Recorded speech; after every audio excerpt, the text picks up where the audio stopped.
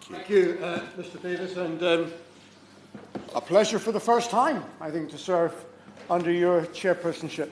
I want to make 2 points before getting on to the debate about the manner in which we're discussing this. The first is that a great many people have taken the time and trouble to read and to sign these petitions of various kinds. And this Parliament has previously said that it is very respectful and supportive of the process of people petitioning this institution. And yet we are in a situation where today, on a topic which has gripped the country in what can only be regarded as a political crisis that has no end in sight at the moment, we have 9 members of Parliament who turned up to receive the petitions. Now, I know the reason why that is so. I know because the main event is still happening only 100 metres away. But I have to say, Chair, this is not the first time that this has happened. I remember before Christmas a very similar occasion when I was here to respond from the third party to a petition about Brexit whilst a big Brexit discussion was going on in the Chamber. And I don't say this to criticise, I'm merely raising the observation, and I want to say as gently as possible to the Petitions Committee, to the Speaker's panel and to the clerks of the House that we know this is not a topic that's going to go away. It will dominate our politics at least throughout the next year. We know that Parliament sits at 2:30 on a Monday, and we know that after a weekend of it not sitting, there are likely to be statements, and if there's likely to be a significant event in this debate, it's likely to happen on a Monday afternoon. So if we are in a situation in the months to come of receiving further petitions relating to Brexit, I would ask that we don't schedule them on a Monday afternoon, and that the committee, and I will take an intervention, but I'm really trying not to be divisive or critical. I'm simply asking the committee to at least give consideration to a different schedule. I just wanted to, as a matter of explanation, the 4:30 on a Monday afternoon is the slot that's allocated every week. So there's not a lot of scope in terms of just that sort of level of flexibility doing that. And actually, although we meet in private, one of the discussions that we often have with Brexit petitions is because we're debating them so often in the House, are we just duplicating debate? We try and give people a voice as much as we can, but I take your point.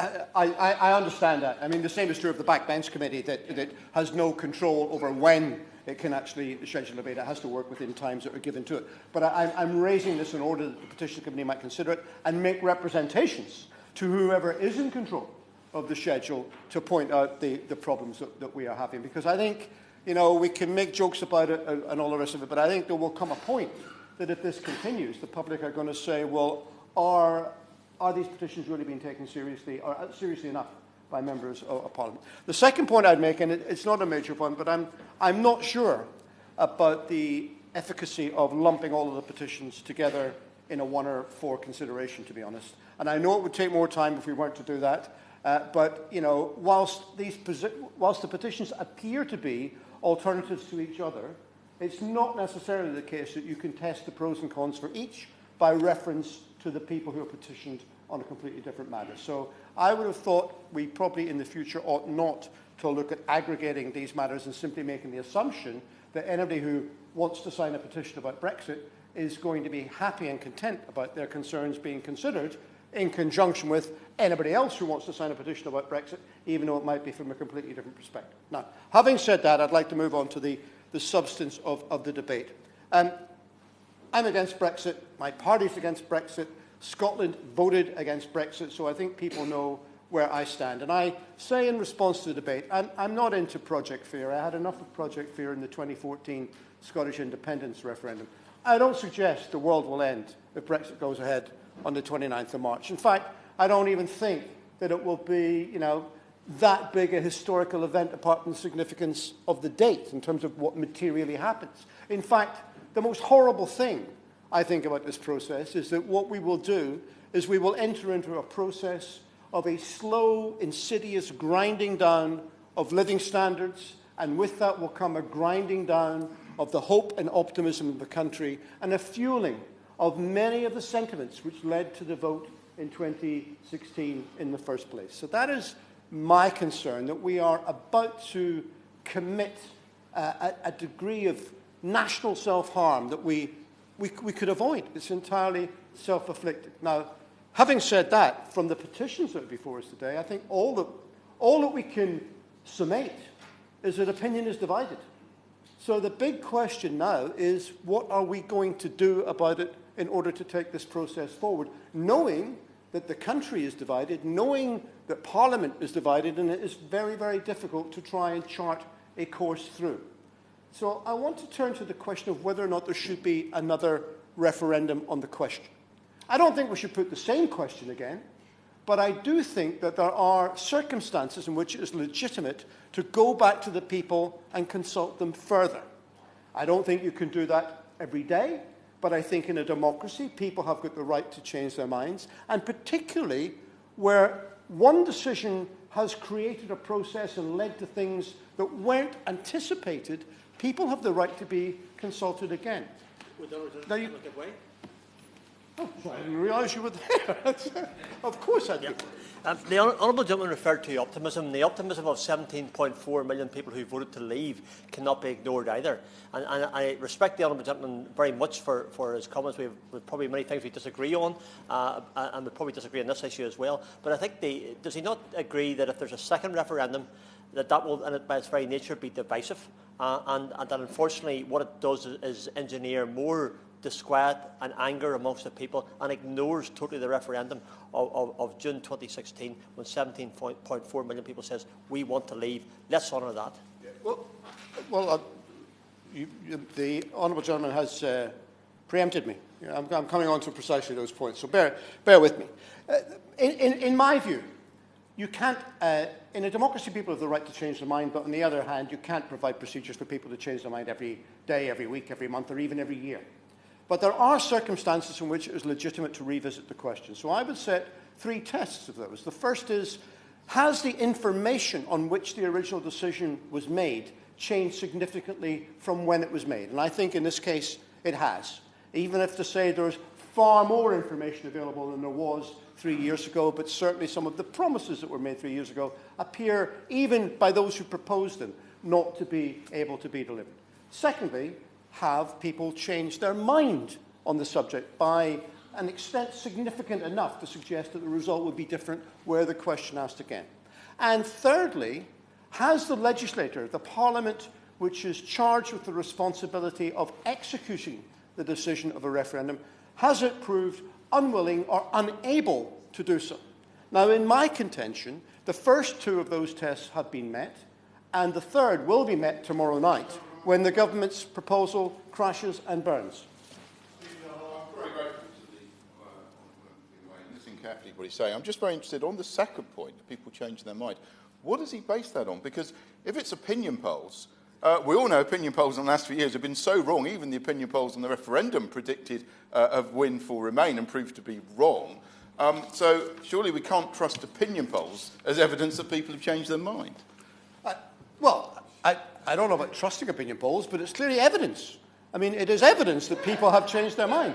And pretty much, the aggregate now of opinion polls suggests that, yes, 17.4 million people did vote 3 years ago in a certain position, but a significant number of them have now changed their minds. Now, we have ignored up to now the 48% who didn't go along with this proposition, and I believe we are in danger now of not only continuing to ignore them, but of denying the possibility that people might have changed their minds and ignoring the fact that they have done so. And, well, I will, but I'm anxious not to labour it overly long, but I'll give way one more time. I just want to say, when it talks to about constituency, my constituency voted 56-44% to leave. And I can tell you this, over the holiday period where I made it my business to talk to numerous people wherever they may have been in my constituency, in fishermen, and farming, and business, and ordinary life, and the opinion is hardening in relation to leaving the EU. That's what's happening in my constituency. I'm sure that's happening in other constituencies as well. I have no reason to gainsay what the Honourable Gentleman says about his constituency, but likewise in my constituency, the direction is the other way. In fact, the current polling in Scotland suggests that whilst 62% of people voted to remain 3 years ago, if the vote were to be held today, it would probably be over 70% of the people. So, you know, I mean, you can play that either way. The point is that opinion not only is fundamentally divided, but there is a churn in public opinion, and people are anxious to discuss and be consulted on the matter again. And I do think some of the arguments that have been put against this are really quite disturbing. There's been, you know, this suggestion over the weekend, for example, with the Prime Minister saying that, oh, it's ridiculous for people to ask for a second vote. Imagine what would happen if the UK Parliament overturned a referendum result in Wales or in Scotland. People will be outraged about it. Well, of course, it was quickly pointed out that the Prime Minister herself voted in this Parliament to overturn the referendum result in Wales, but my concern is with regard to Scotland. And you know, it's a false comparison, because the vote in Scotland in 2014 was to secede from the United Kingdom. So the comparison of saying what would happen if the United Kingdom Parliament were to overturn the vote of the Scottish electorate, that's no comparison at all. What would be the comparison is to say, well, what would it be like if people had voted in a UK-wide referendum to leave the EU and the European Union then decided that they couldn't do so? That's the comparison. And no one would suggest that that is in any way, legitimate. Well, the Honourable Gentleman can laugh, but no one is surely suggesting that the European Union is either trying to or has the legal ability to prevent the United Kingdom leaving the European Union. I'm very grateful for the Honourable Gentleman's giving way, and clearly they have no legal right, but I'm sure he would agree that they are making it as difficult as possible and trying every trick in the book to make it as hard as possible for us to leave, partly because, as the Honourable Gentleman for Blakely said earlier, that they want to set an example of us to make sure that no one else dares vote to leave. The Honourable Gentleman says they have absolutely no right to do that, and they may be concerned about agreeing to certain things in terms of the nature of the United Kingdom withdrawing, but they have no right to prevent the United Kingdom withdrawing whatsoever, and to suggest that they do, I think, is disingenuous. But I'm slightly concerned about another thing as well, which is that people have talked, and they've talked here today, about Parliament overturning the will of the people. I mean, please consider this language, because I don't think this is particularly helpful. No one is suggesting that this Parliament should vote to disregard and overturn the result of the referendum that was taken in 2016. Well, the Minister chunters at me from a sedentary position, but okay, well, maybe I can't say no one. I'm not suggesting that. My party is not suggesting that. I have not heard in this chamber anyone suggest that Parliament should vote to overturn the decision of the 2014 referendum. What people are arguing about is whether the people who took the decision to leave the European Union should be consulted on whether, now knowing what they do, they wish to continue that decision. And that brings me to what the question would be on the ballot paper, because there's been some discussion about this as well. As I see it, and I'm trying just to be logical, in June 2016, the people of the United Kingdom voted to start a process. They said, this is the direction we want to go in. We want to leave the European Union, and they want the government to go ahead and do this. And the government of the day, and I have many criticisms about how they did this, but I cannot claim that they didn't engage in this and commit resources and time to try and discharge that mandate. The government has got to a position 2.5 years later with a deal on the table as to, well, let's not even call it a deal, you're quite right, don't call it a deal, with a set of proposals as to how that mandate from 2016 could be implemented, how it should be discharged and executed. So now the question is, are those proposals acceptable to the people who commissioned that process in the first place? Is this really what they want to do? And they should be given a choice whether to go ahead with it or to call a stop and a halt to the process in the first place, which means that the status quo ante would pertain and we would remain in the European Union. So those, to me, are the two broad choices. I think it is, I'll take the intervention, because I think I can guess what he's going to say. Thank you very much for that. Does he not see the problem in presenting a deal that a petition of 300,000 people say is not Brexit, and that those of us who've sat on this side of the chamber today have said does not represent Brexit, as Brexit on a ballot paper, doesn't give anybody any educated choice as to what they're voting on? But it is Brexit. Right? I mean, it may not be the type of Brexit the Honourable Gentleman wants. It may not be as hard and as quick as the Honourable Gentleman wants, but it is the United Kingdom leaving the European Union. The Minister will maybe confirm that when he makes a statement. I'm pretty sure that what we're voting on tomorrow night is a form of Brexit.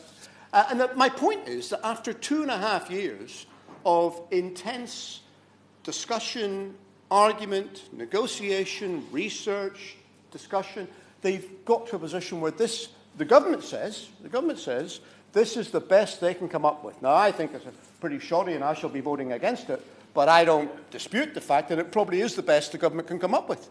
So that's it. The people who wanted this to happen, that is what it looks like.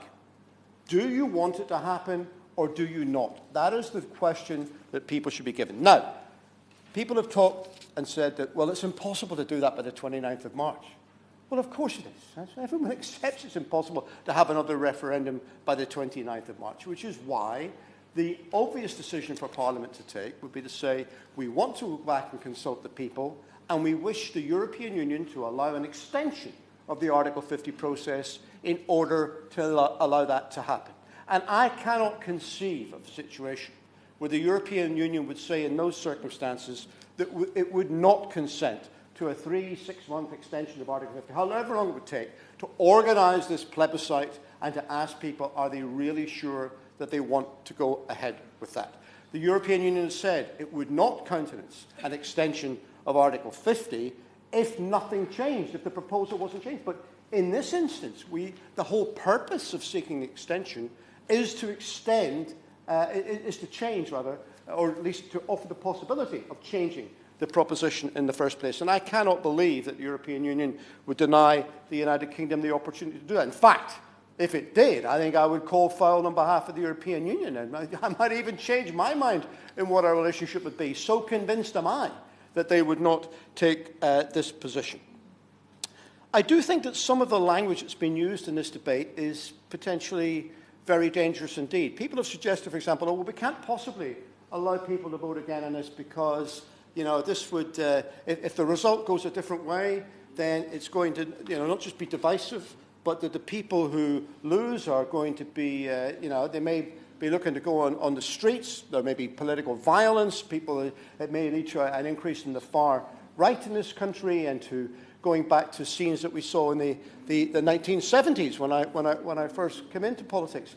But I think that only happens if you tell people that what is happening is a process of them being excluded from making a decision.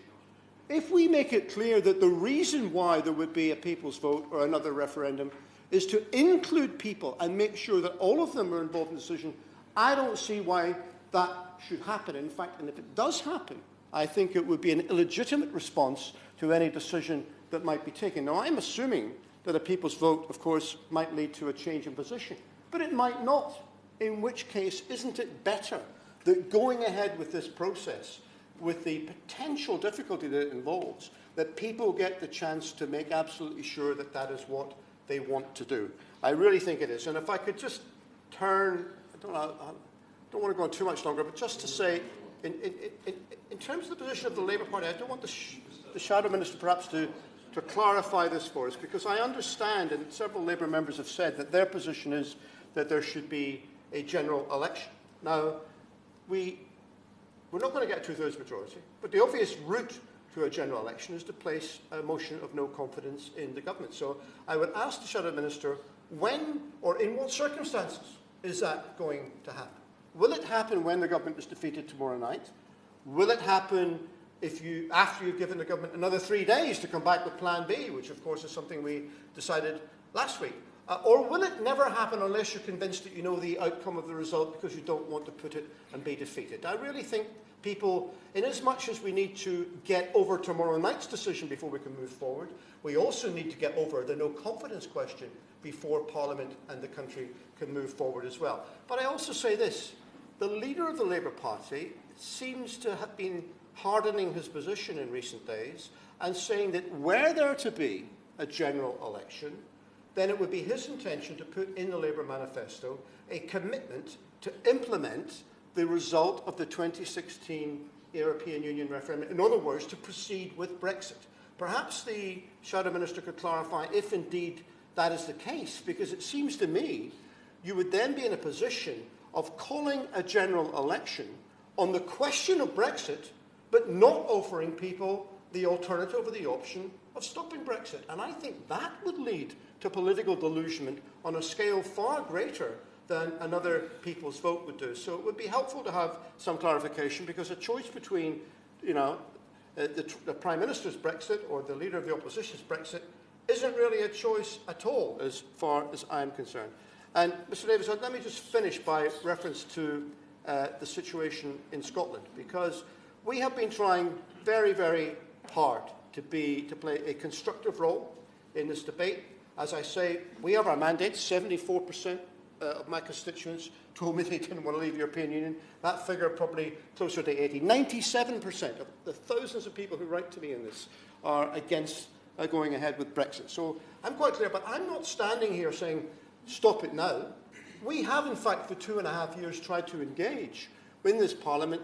The Scottish Government has put forward compromise proposals, but they have been rejected time and time again, because the manner in which this has gone about has been an object lesson in how not to do politics. Now, the Prime Minister last week had a meeting with backbench LPs, cross-party meeting, which I attended.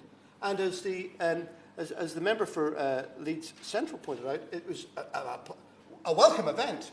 Just a shame that it hadn't been done 2.5 years ago when the vote was initially taken. And it really was a question, I think, of too little too late. But in the event of a defeat tomorrow night, I would ask the Minister to clarify whether the government, given that it is no longer able to get its own position through the House, whether it will then consider working on a cross-party basis and consulting with members of different views and from different parties in order to see if it is possible to get a consensual and agreed way forward. Because I tell you this, much as Scotland is involved at the minute in trying to stop Brexit, in order to get a situation where the UK doesn't leave the EU, we're doing that because it's in the interest of the people that we represent, as well as we believe in the interest of the people of all of the UK. But if our voices continue to be ignored, then we do have an alternative, and it will be activated once this Brexit dust settles.